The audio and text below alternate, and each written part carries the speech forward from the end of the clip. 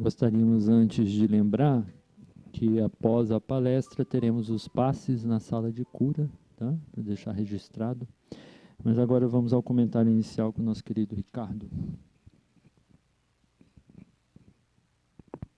Boa noite a todos. Bem, nós vamos fazer o comentário então em cima desse livrinho de mensagem, que é uma joia, né? Minutos de Luz, de Pastorino, pela mediunidade do nosso irmão Ariston Teles. E a mensagem que foi aberta aqui não podia ser mais adequada para a data de hoje, né? Ela se intitula Energia do Amor. De tudo emana energia. Qualquer objeto material é energia condensada, expandindo gradativamente certo quantum de seus elementos atômicos. Os sentimentos também são energia em expansão. A energia do ódio é de teor negativo e prejudicial, principalmente a quem odeia, ao passo que o amor é fonte de paz, harmonia, vida e luz. O amor é assim como uma moeda, numa face está escrito amor, na outra felicidade. Desenvolva o amor que existe em você, expanda essa energia divina, descubra a vida. Interessante, meus amigos, hoje o nosso país está vivendo uma época de uma tragédia muito grande, né, no Rio Grande do Sul, e isso toca a todos nós. E os meios de comunicação têm mostrado muito, né, que o país tem se mobilizado para doação de alimentos, água, enfim, bens materiais. Mas eu ainda não vi em um programa de televisão alguém fazendo uma oração ou emanando amor para aquelas criaturas que estão lá, né? Não estou dizendo aqui que a ajuda humanitária, a ajuda material não seja necessária. Mas será que a ajuda espiritual também não é? Né? Que nós possamos refletir sobre isso. Porque nós espíritas sabemos que aqueles irmãos que estão lá, talvez, e na grande maioria dos casos, têm que passar pelo que eles estão passando. Né? Veja bem, nenhum momento dizendo que nós não temos que ajudar. Mas será que não é mais necessário, né, a energia, o amor enviado para que o irmão passe por aquela prova de forma serena, né, consiga subir esse degrau, né, de passar por essa dificuldade?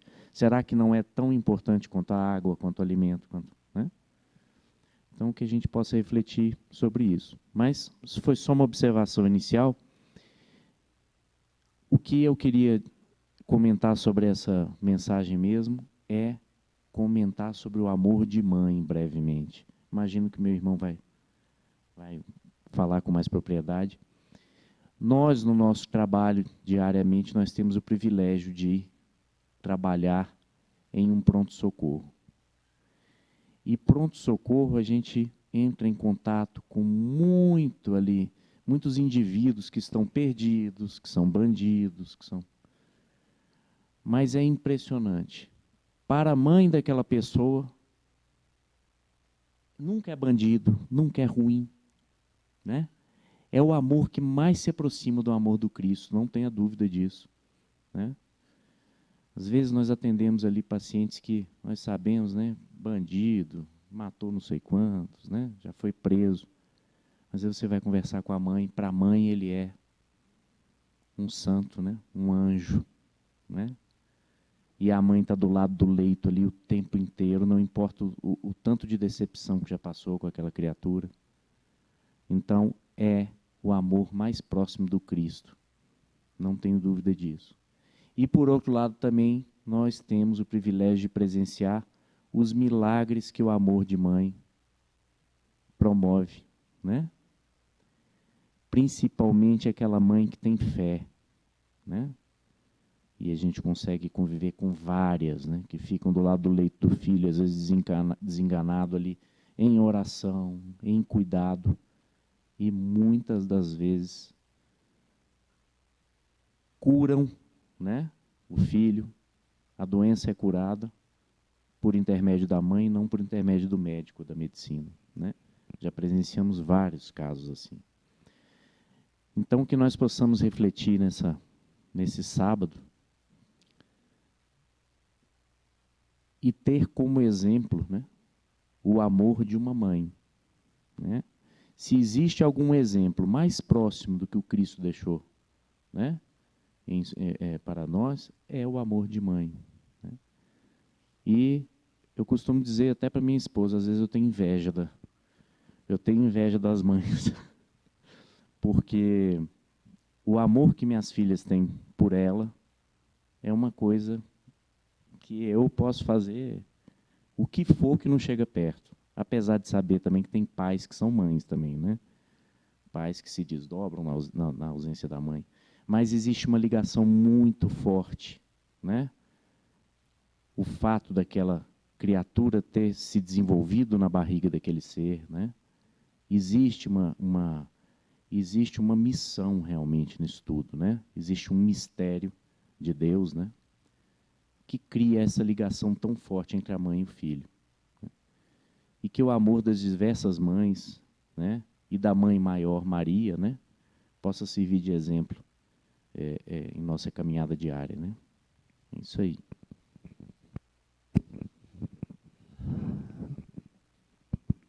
Obrigado, Ricardo, pelo comentário inicial. E então passamos aqui a palavra para o nosso querido Flammarion. E Flammarion, se as pessoas quiserem fazer alguma pergunta, elas podem interagir.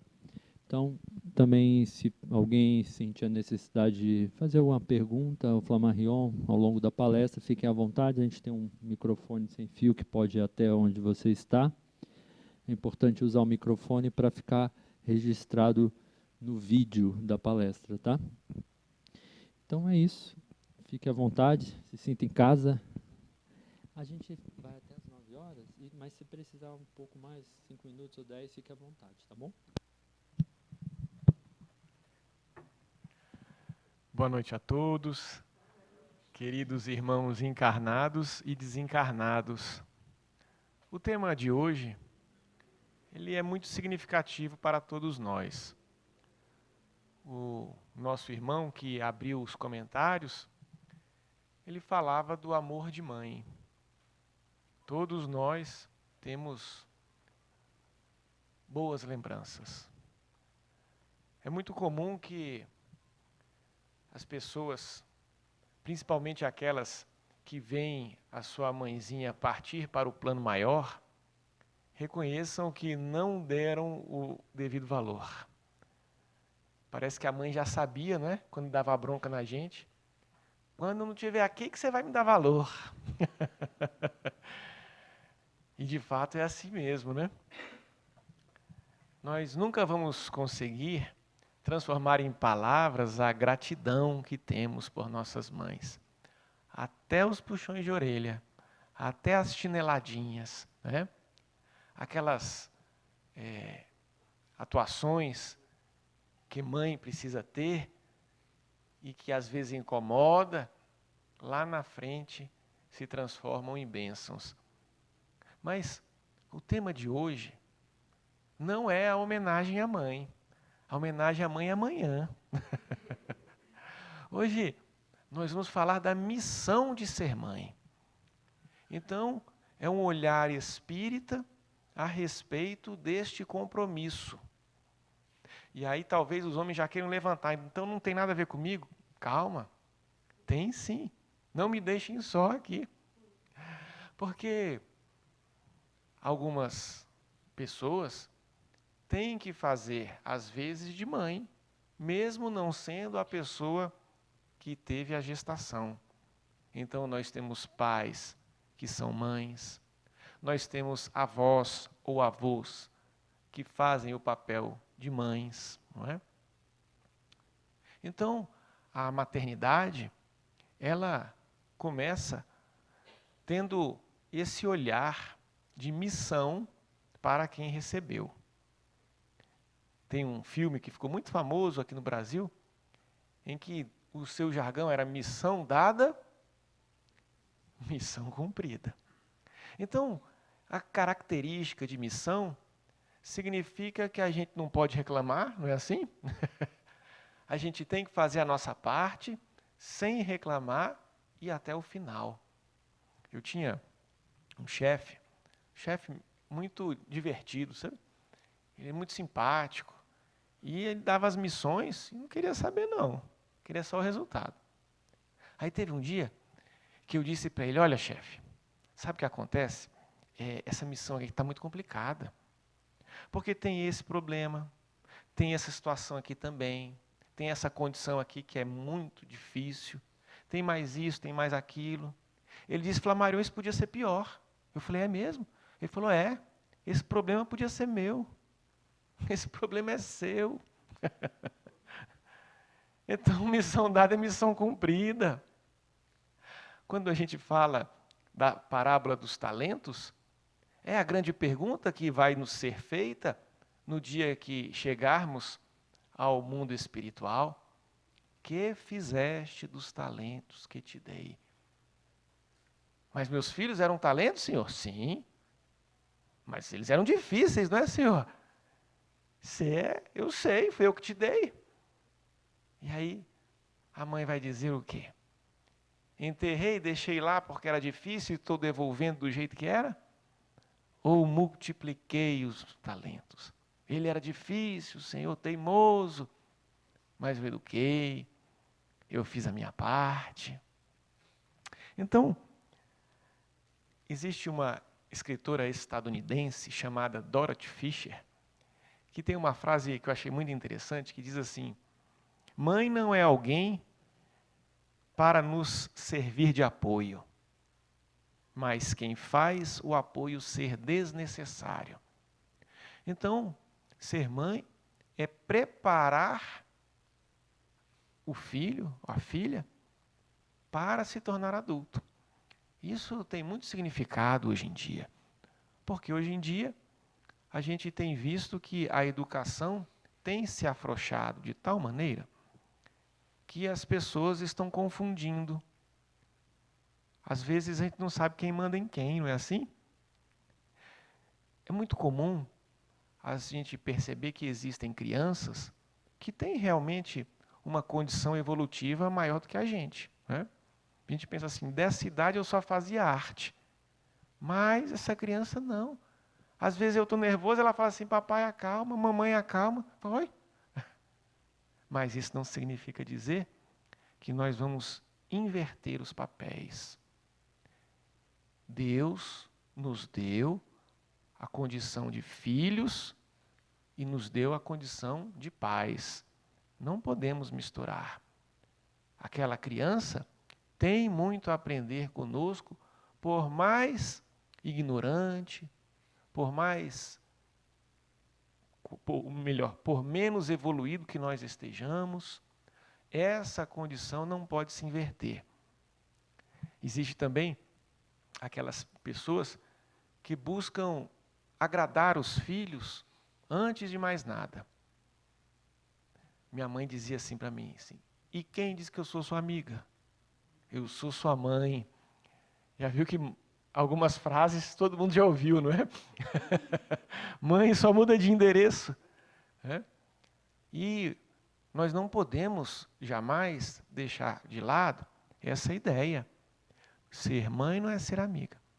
Porque a amiga está sim lá fora. Na primeira dificuldade, elas se vão e ficam só a mãe. Geralmente dizendo, eu falei. Que talvez é pior do que uma chinelada, né? O eu falei às vezes dói mais. Então, Allan Kardec fez algumas perguntas aos espíritos, e uma delas é a seguinte, consta na questão 208. Os espíritos dos pais exercem alguma influência sobre os filhos após o nascimento destes? E a espiritualidade superior responde, os espíritos dos pais tem por missão desenvolver o de seus filhos pela educação. Isto constitui para eles uma tarefa. Se falharem, serão culpados. Olha que forte, não é? Então, Deus nos cobra sobre tudo que nós temos. Desde os bens materiais àquelas pessoas que estão conosco na caminhada. E nessa perspectiva, a gente começa a entender que a missão é educá-los.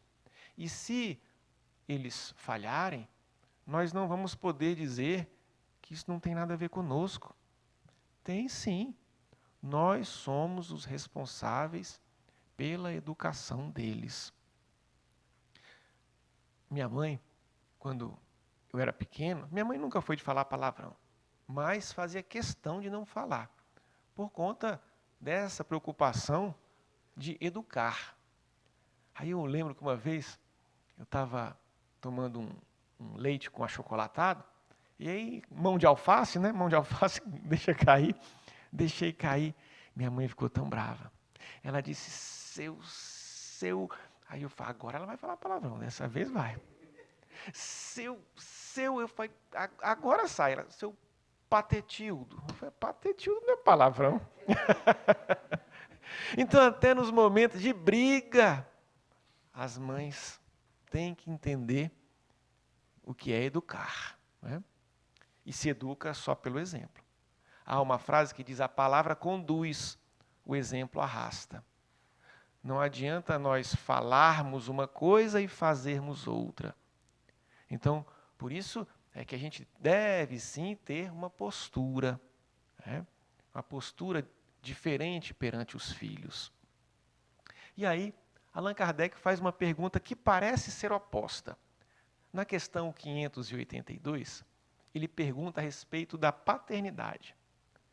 Pode-se considerar a paternidade como uma missão? A gente vai falar sobre a maternidade, mas Allan Kardec pergunta sobre a paternidade. Olha o que respondem os espíritos. Sem dúvida é uma missão. É um dever muito grande que envolve sua responsabilidade quanto ao futuro. Deus colocou o filho sob a tutela dos pais, a fim de que estes o dirijam pelo caminho do bem.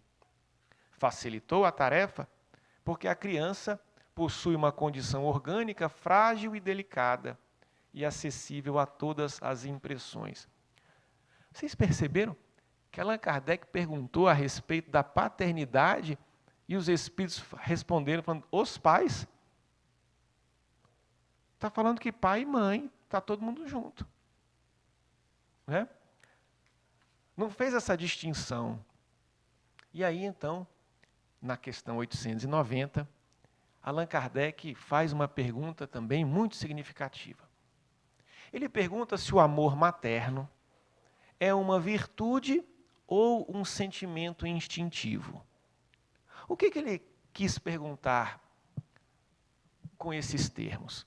Porque virtude é a aquisição da alma. Nós temos diversas vidas, nascer, morrer, renascer sempre, tal é a lei, dizia Allan Kardec. Então, ao longo dessa nossa trajetória, nós vamos aprimorando a nossa alma. E assim, todas as qualidades morais, a que chamamos virtudes, vão sendo aquisições que nós jamais vamos perder. Deixamos então o vício moral e transformamos-no em virtudes. Allan Kardec pergunta se o amor materno é uma conquista da alma ou se é um sentimento instintivo. Instintivo significa do corpo. Então nós temos no nosso corpo, o nosso DNA, uma espécie de manual de funcionamento, é o instinto. Deus, sabendo que nós ainda estamos em condição que não conseguimos cuidar de nós, temos um manual de funcionamento, manual de uso. E esse manual de uso é o instinto. Porque nós não cuidaríamos de nós, Deus traz o instinto da fome. Falou, olha, a cada tanto tempo você vai sentir a fome, que é para aprender a alimentar esse corpo. Senão não vai dar certo o progresso. Depois de um tempo, você vai sentir o sono. Isso é tudo corpóreo, é o animal, o lado animal. Para que não sobrecarregue a máquina. Para que possa procriar, vem um instinto sexual, uma necessidade também dessa continuidade da vida. Então, quando nós estamos na carne, nós estamos submetidos a essas forças. Quando Jesus estava no Monte das Oliveiras, ele fez a seguinte oração. Eu sabia que os discípulos que eram para estar vigiando estavam dormindo, imagina. Com os vigias desses não dava, não é? Ele já viu que a guerra estava difícil de ganhar. E aí, ele faz a seguinte oração. Pai, o espírito é forte, mas a carne é fraca. O pessoal usa carne fraca para namorar, não era isso não. É porque ele sabia que ia ser chicoteado, ia ser agredido, ia ser crucificado, ia doer mesmo na carne. Mas do choque entre o espírito forte e a carne fraca, ele diz, seja feita a tua vontade. E ele não foge da missão. Aí, nós temos então algumas coisas que são do corpo, que estão nessa programação corpórea. A pergunta então é muito interessante, não é? De onde é que vem esse amor? É da alma ou do corpo? E aí os espíritos esclarecem. É uma e outra coisa. No animal, ou seja, sob o ponto de vista instintivo, a maternidade está voltada tão somente à conservação, a manter a vida daquela cria. É limitado às necessidades materiais de alimentar, de proteger, e cessa quando esses cuidados se tornam inúteis. Por isso que a gente está assistindo no National Geographic, daqui a pouco o leãozinho, ó, tchau. Ela fala, ó, pode ir embora. Parece para a gente algo cruel, não é? Porque o amor daquele animal é instintivo. Passado essa fase, talvez eles até se encontrem no futuro, mas às vezes nem sempre com essa ligação materna, não é? Às vezes até de procriação. Então, esse é o ponto de vista instintivo. O amor materno, do ponto de vista instintivo, ele tem essa limitação. É tão somente para as necessidades físicas, tem aquele período específico, mas eles vão mais além. Falam também a respeito da virtude. Nesse amor instintivo, a gente vê, interessante, um dia eu estava assistindo a televisão e vi o caso de uma mamãe veado que estava sendo perseguida, né, a manada sendo perseguida por leões, e aí ela estourou de tal maneira que ficou para trás o veadinho, né? E a mãe foi lá e se entregou para os leões para salvar o filho. Olha que coisa, não é? Como é forte esse instinto. Existe um conto português, A Coruja e a Águia. Dizem que certa feita uma coruja resolveu procurar a águia e disse para ela que estava muito preocupada, porque tinha acabado de nascer os seus filhotes e pedia à dona águia que não os devorasse, porque eles eram tão bonitinhos, a peninha deles era tão linda, o biquinho tão bem formado, por favor, dona águia, não mate eles. E ela fez a promessa de que não iria devorá-los. A mamãe coruja saiu para caçar, e quando chegou no ninho, viu que eles haviam sido devorados, sim. E tinha lá uma pena, a pena de uma águia. Então ela, magoada, subiu, pegou a pena e foi ao encontro da águia. Mas você não falou que não iria devorar meus filhos, meus filhotes? Ela disse, não devorei seus filhotes, não. Devorou, está aqui a pena. Ah, não, mas você tinha me dito que eles eram bonitinhos, o bico bem formado, com as peninhas. Não, os que eu vi lá eram uns bichinhos feios. Eu não sabia que era seu, não. E daí veio aquela expressão mãe coruja. O termo que a gente utiliza de mãe coruja é aquelas pessoas que não veem os defeitos de seus filhos, acham sempre bonitinho. Às vezes tem criança que fala palavrão, que bonitinho, olha ele irritadinho.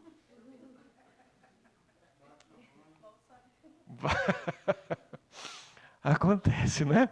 Lá na frente a gente vê o que a gente está plantando, é o momento da colheita, né?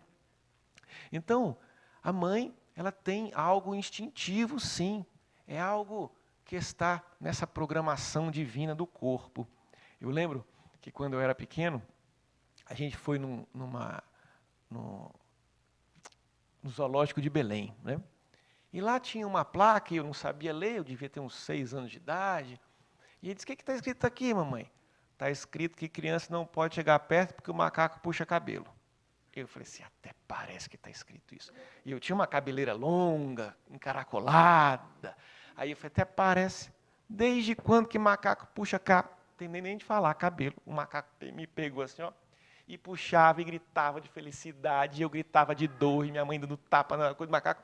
Foi uma cena horrorosa. Graças a Deus não existia internet, senão eu virava meme. Aí a gente começa a perceber que minha mãe estava batendo no macaco com instinto animal. Porque, coitado do macaquinho, né? Mas era a corujinha dela. Ela precisava defender. Então, temos esse lado animal, mas temos o lado virtuoso. O lado da conquista do espírito. A maternidade, para as mães que já desenvolveram essa conquista espiritual, esse sentido, o amor, esse sentimento, melhor dizendo, ele já perdura pela vida toda. Não é mais enquanto tem a necessidade, não. E vamos mais além. Ele posterga-se por toda a eternidade, porque a gente começa a falar de vinculação afetiva, energética, né? Então não está ligado tão somente a essa existência. E também tem o ponto de vista do devotamento, né? A mãe, o espírito aprende na condição materna a desenvolver pela primeira vez o seu devotamento ao próximo.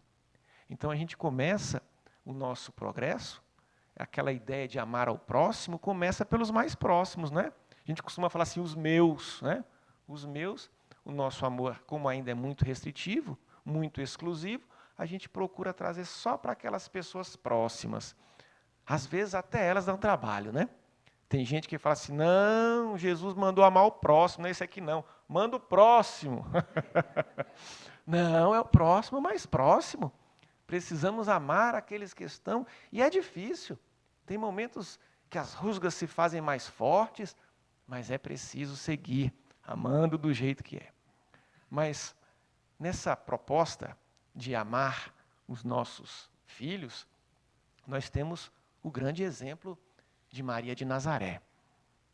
Ela, quando estava naquela condição de ver o filho brilhar a própria luz, ela certamente ficava achando estranho aquele jovem ir ao templo e pregar para os fariseus, chegar a um determinado local em que estavam cheios de discípulos e ouvir Jesus falar assim, quem é minha mãe?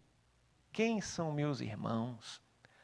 Todo aquele que faz a vontade do meu Pai é minha mãe. Todo aquele que faz a vontade do meu Pai são meus irmãos. Então, ela era mãe de um ser diferente. E certamente teve que lidar com aquele ciúme que é natural, né? Natural. de quem quer o filho só para si. As mães corujas sentem ciúme, sim. Não é só da nora, não. De todo mundo que chega perto. Agora, quando o Cristo estava na cruz, ele fez questão que ela não ficasse só. Ao lado de João, disse: mulher, eis aí teu filho. Filho, eis aí tua mãe. Então, mais uma vez, Jesus estava estendendo esse amor filial e esse amor materno a toda a humanidade. Não era exclusivista. Ele não estava dizendo que Maria devesse ficar sem filhos, que devesse ficar sem amar alguém, mas deveria continuar desenvolvendo esse sentimento de amor, agora por aquele que ficaria conhecido como o discípulo amado, João Evangelista. Então, uma vez que nós compreendemos que isso é uma missão, é preciso entender quais são os instrumentos, né? Uma vez foi feita uma pesquisa com crianças na Espanha e perguntaram o que a mãe tinha de mais interessante, que mais lhe chamava a atenção. E um grupo de crianças disse: o que mais chama a atenção é o olho invisível que minha mãe tem atrás. Porque parece que a mãe vê as coisas e a gente não sabe como, ela está de costas e está sabendo. Está de costas, assim, não é para comer o chocolate antes da hora. Mas ela está vivendo. Então, nós temos essa característica de perceber que a mãe possui algo que não é uma percepção física. Ela enxerga não é apenas com os olhos, em relação ao filho também não ouve apenas com os ouvidos. Quando teve uma vez que eu viajei para a cidade de Posse, Goiás, não sei se vocês conhecem lá. E aí é interessante que um dia, estava nos primeiros dias lá, e aí o nosso anfitrião falou assim: ah, você é Araújo? Aí eu falei: sou, porque meu sobrenome é Araújo. Aí ele falou assim: ah, porque Araújo aqui não toma banho não. Ele estava falando, era do colega, né? Pegando no pé do colega. Mas minha esposa ouviu isso. Aí volta e meia ela fala assim: não sei se seu pai vai tomar banho, porque ele é Araújo. Mas, gente, hoje é sábado, eu tomei banho, eu gosto de tomar banho, pelo menos nos sábados. Brincadeira. Mas quando eu era criança, eu tenho que confessar, eu não gostava de tomar banho. Um dia eu passei a tarde inteira brincando, e aí ia ter uma festa junina numa entrequadra, e eu falei, numa paróquia da entrequadra, eu falei: mamãe, posso ir na festa junina? Pode, vai tomar seu banho que eu vou deixar você ir. Aí, gente, porque criança, eu não sei se eu tinha TDAH, mas a gente começa assim, pensar na morte da bezerra, né? Ligou o chuveiro e começa a pensar, começa a brincar. Daqui a pouco eu cansei, sabe, do banho seco, e resolvi então molhar o cabelo. Tá bom, né? Molhei o cabelo e tal, e estava saindo. A minha mãe falou: para voltar aqui, você não tomou banho? Como que minha mãe descobriu? Se meu cabelo estava até molhado. É esse olho que elas têm atrás. André Luiz conta na obra Nos Domínios da Mediunidade, olha que frase importante: além do lar, será difícil identificar uma região onde a mediunidade seja mais espontânea e pura. Então, muitos de nós não nos consideramos médiuns, mas a maternidade traz sim a mediunidade. Então, nós possuímos o nosso guia espiritual e toda a família possui o guia espiritual da família. Então, a mãe ouve o seu guia espiritual, ouve o guia espiritual da família, e eis aí o olho invisível atrás da cabeça. O sexto sentido. Não é à toa que a mãe, de repente, fala assim: deixa eu ver sua mochila. Mas, mamãe, você não colhe minha mochila? Mas hoje eu senti vontade. Daqui. De quem que é essa borracha? Ah, não, amiguinho me emprestou. Que conversa mole. Pode devolver amanhã. E eu quero conversar com a mãe dela. Daqui a pouco a gente descobre que esse emprestado, o amiguinho não sabia. Era muito amigo do alheio. Às vezes as mães olham e falam assim, ó, não gostei daquela amizade. Pode acabar com essa amizade. Mas por que, mamãe, diz a criança? A mediunidade, ela é presente em todas as mães. Então, para uma missão tão árdua, nós precisávamos mesmo de instrumentos, não é? E aí, a gente passa então para a pergunta subsequente. E qual o prazo? Ora, se a gente tem uma missão, temos os instrumentos, até quando dura essa missão? Allan Kardec também perguntou. É interessante porque a gente compreende um pouco da genialidade de Allan Kardec pelas perguntas. A gente sabe que não foi, quando a gente fala de doutrina espírita, não é a doutrina de Allan Kardec, porque Allan Kardec não fez essa doutrina. A doutrina é dos espíritos. Allan Kardec codificou, mas a genialidade dele a gente percebe pelas perguntas. Quem tiver curiosidade, cria 1000 perguntas. É difícil. E nas perguntas profundas, como as que Allan Kardec faz, veja que nós estamos tratando de um tema aqui, e no próprio Livro dos Espíritos tem bastante pergunta para clarear nossa mente a respeito disso. Então, assim ele pergunta: quando os filhos causam desgosto e não lhes dispensam ternura, os pais estão liberados? Então veja, se o filho é daquele difícil, o filho é aquele que não mostra ternura, que tem aquele afastamento, que não obedece, estariam os pais dispensados? A resposta é não, porque é um encargo que lhe foi confiado. E a missão deles consiste em se esforçar por encaminhar os filhos para o bem. Olha que interessante. Mais uma vez, Allan Kardec bota todo mundo junto, pai e mãe, e utiliza a mesma expressão, missão. Além de que os desgostos resultam frequentemente dos maus hábitos que os pais deixaram que seus filhos tomassem desde o berço. Colhem, então, o que semearam. Vejam como isso é importante nos dias de hoje, porque a gente costuma falar que parece que está tudo errado, né? Tudo que a gente aprendeu, o que era errado agora virou certo, o que era certo agora virou errado.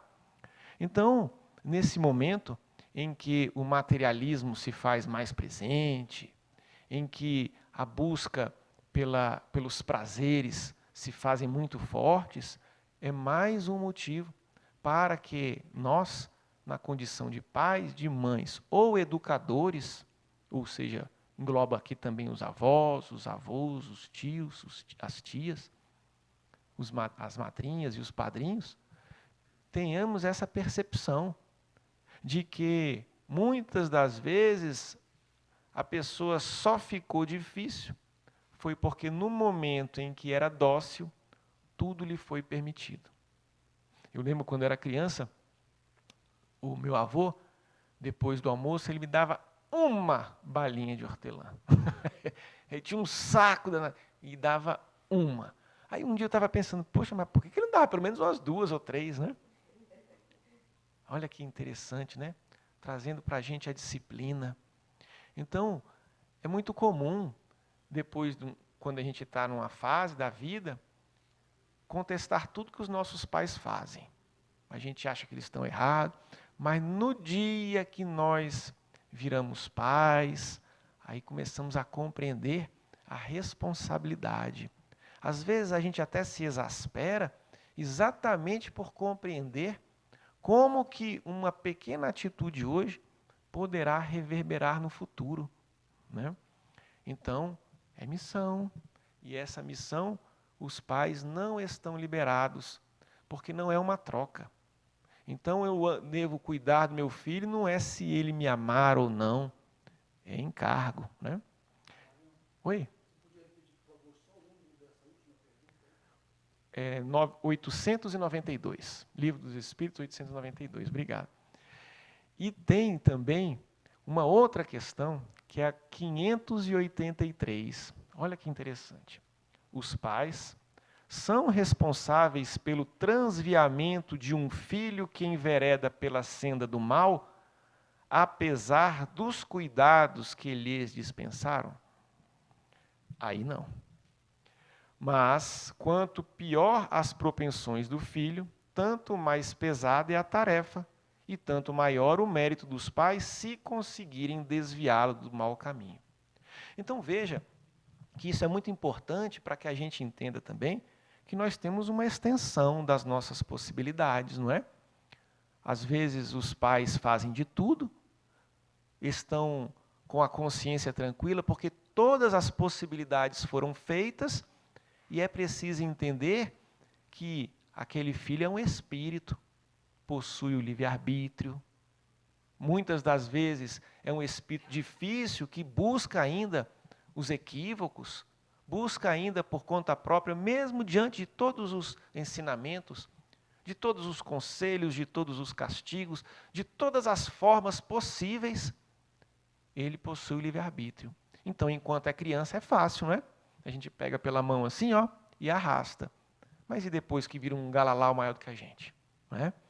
Então, eu lembro uma vez que a gente estava no supermercado, e aí tinha uma criança que queria brincar com um brinquedinho, né? E aí, não sei se era o pai ou se era a mãe, né? Que estava chamando. Aí a criança estava dando piti, assim, deitado no chão, fazendo em círculo, sabe? Gritando, fazendo escândalo no supermercado. Aí o meu filho virou para minha esposa e falou assim: mamãe, se esse filho fosse seu, não ia ser assim não, né? Aí minha mãe, mas não ia mesmo. Então, é preciso colocar limites. Porém, uma vez que a gente faça tudo que está ao nosso alcance, a nossa consciência deve nos absolver. Porque aquele ser é dotado de livre-arbítrio. Nós educamos, ou seja, apontamos o caminho correto. Não somos capazes de viver a vida de ninguém. Então é preciso ter esse olhar, né, para que a gente também não se cobre mais do que é possível, entender a nossa dimensão. E aí,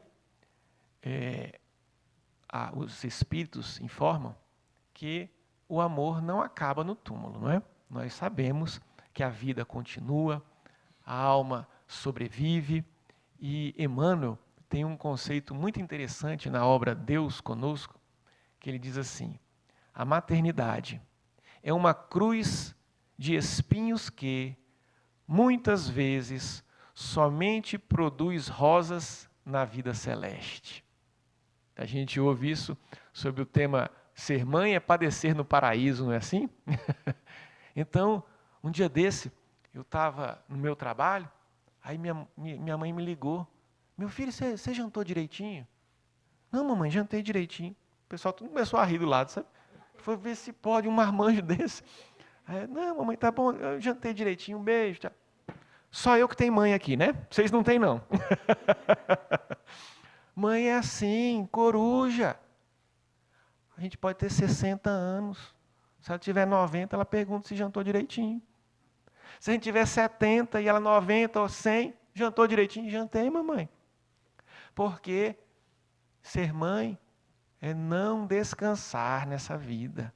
Por isso que Emmanuel fala que as rosas só se colhem lá. Aqui são espinhos, preocupação. Eu lembro um caso de alguém da nossa família, né, que estava passando por dificuldades financeiras graves. E chegou um momento em que a empresa era empresário, né, e acabou falindo, né? E aí a mãe, ele mantinha essa informação assim mais selecionada para que não afetasse a mãe, porque ela já estava muito idosa, com Alzheimer, mas ela ouviu de alguma forma que ele estava com problemas financeiros. Aí ela foi lá e pegou assim, tipo uns 10 reais, sabe? E falou assim: olha, meu filho, estou sabendo que você está precisando de dinheiro, toma aqui, ó. Ele viu 10 reais e falou: meu Deus. Mas mostra como a mãe se preocupa. Não tem como deixar de se preocupar, gente. Mas o espírito Clarencio, na obra entre a terra e o céu, tem uma consideração que eu acho fantástica. É sagrado serviço espiritual em que a alma se demora séculos, na maioria das vezes, aperfeiçoando qualidades do sentimento. Então, meus amigos, minhas amigas, a maternidade dura séculos. Então, não raras as vezes, os nossos filhos retornam como nossos filhos. Sabemos também que, às vezes, vem como irmão, vem como pai, mas essa proposta do melhoramento espiritual desses seres aos quais temos afinidade, demora séculos. Então, se eventualmente algum dos nossos filhos é mais difícil, se a gente tem hora que a gente dá vontade de desistir, de fugir, não é assim? Fala assim, deixar do jeito que está, vou fugir. Não desista.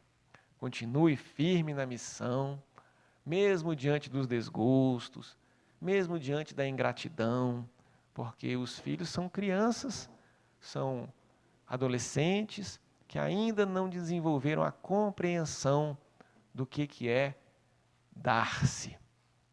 É interessante que parece que na nossa mente entra, de alguma forma, a ideia de que quando a mãe se doa para nós, ela não faz mais do que obrigação, já viu? Quando qualquer outra pessoa na rua faz, a gente, muito obrigado. Agora, para a mãe, é como se estivesse na obrigação dela. E não é assim. Então, é difícil.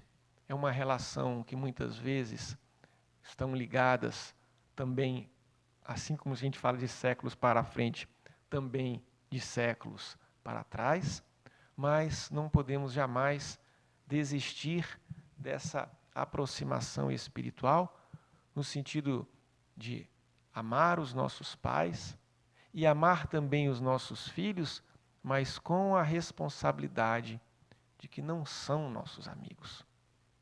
São seres que estão em condições diferentes dos nossos amigos.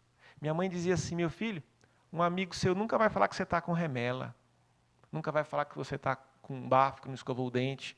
A sua mãe fala. Eu não estou aqui para te agradar. É lógico que é exatamente porque pega no nosso pé, é que no dia que parte, a gente se sente, pode ter quantos anos for, é como se caísse, se nós perdêssemos o nosso porto seguro. Porque, às vezes, a gente tem já uma casa constituída, família constituída, mas a gente sabe que se tudo na vida der errado, nós ainda temos a mãe, né, para ir.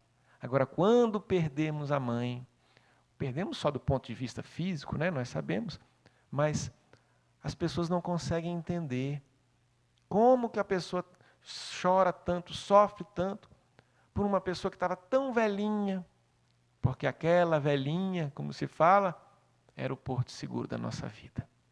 Então, a orfandade, ela é dolorida para todos, qualquer idade que seja, por mais que nós estejamos preparados. E tem um poema de Chico Xavier, na verdade, o Espírita Maria Dolores, e psicografado por Chico Xavier, que fala um pouquinho dessa condição de mãe. O nome da poesia é Retrato de Mãe. Diz assim a poetisa espiritual. Depois de muito tempo, sobre os quadros sombrios do Calvário, Judas, cego no além, errava solitário.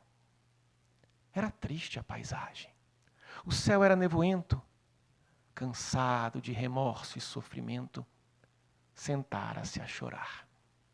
Nisso, nobre mulher de planos superiores, nimbada de celestes esplendores, que ele não conseguia divisar, chega e afaga a cabeça do infeliz. Em seguida, num tom de carinho profundo, quase em oração, ela lhe diz: meu filho, por que choras? Acaso não sabeis? replica o interpelado, claramente agressivo. Sou um morto e estou vivo. Matei-me e novamente estou de pé, sem consolo, sem lar, sem amor, sem fé. Não ouviste falar em Judas, o traidor? Fui eu que aniquilei a vida do Senhor. A princípio julguei poder fazê-lo rei, mas apenas lhe impus sacrifício, martírio, sangue e cruz. E em flagelo e aflição, eis aqui minha vida agora se reduz. Afastai-vos de mim, deixai-me padecer neste inferno sem fim. Nada me pergunteis, retirai-vos, Senhora, nada sabeis da mágoa que me aflige. Nada sabeis da mágoa que me agita, nunca penetrareis minha dor infinita. O assunto que lastimo é unicamente meu. No entanto, a dama calma respondeu: meu filho, sei que sofres, sei que lutas, sei a dor que causa, o remorso que escutas. Venho apenas falar-te que Deus é sempre amor em toda parte. E acrescentou serena: a bondade do céu jamais condena. Venho por mãe a ti, buscando um filho amado. Sofre com paciência a dor e a prova. Terás em breve uma existência nova. Não te sintas sozinho ou desprezado. Judas interrompeu-a e bradou rude pasmo: mãe, não me venhais aqui com mentira e sarcasmo. Depois de me enforcar em um galho de figueira, para acordar na dor, sem mais poder fugir da vida verdadeira, fui procurar consolo e força de viver ao pé da pobre mãe que me forjara o ser. Ela me viu chorando e escutou meus lamentos, mas teve medo de meus sofrimentos. Expulsou-me a esconjuros, chamou-me monstro por sinal, disse que eu era unicamente o espírito do mal. Intimou-me a terrível retrocesso, mandando que apressasse o meu regresso para a zona infernal de onde por certo eu vinha. Ah, detesto lembrar a horrível mãe que eu tinha. Não me faleis de mães, não me faleis de amor, sou apenas um monstro sofredor. Ainda assim, disse a dama docemente, por mais que me recuses, não me altero. Amo-te, filho meu, amo-te e quero ver-te de novo a vida, maravilhosamente revestida, em paz e luz, em fé e elevação. Virás comigo à terra, perderás pouco a pouco o ânimo violento, terás o coração nas águas de bendito esquecimento. Numa nova existência de esperança, levar-te-ei comigo a remansoso abrigo, dar-te-ei outra mãe. Pensa e descansa.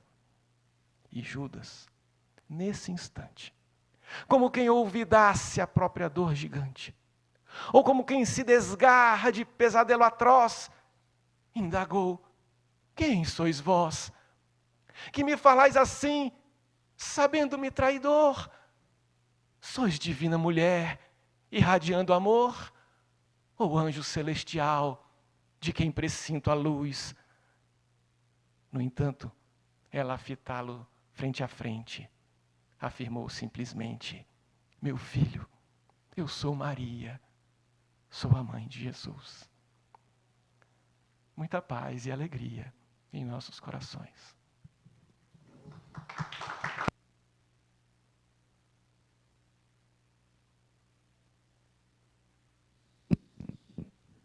Flammarion, a gente agradece pela palestra, por esse lindo poema, nosso querido Chico, né? Vindo pelas mãos do nosso Chico. Né? Quem é o espírito mesmo? Maria Dolores, sim, você citou. Então é isso. Agora vamos para os passes ali na sala de cura. Então a gente pede ajuda aos médiuns da casa. As pessoas que estão no auditório podem permanecer nos seus lugares. Alguém vai chamar pouco a pouco para fazermos as filas de entrada lá, tá ok? A prece final será feita lá na sala de cura, ó, no final, depois da última rodada. Quem quiser ficar até o final para a prece está convidado, tá?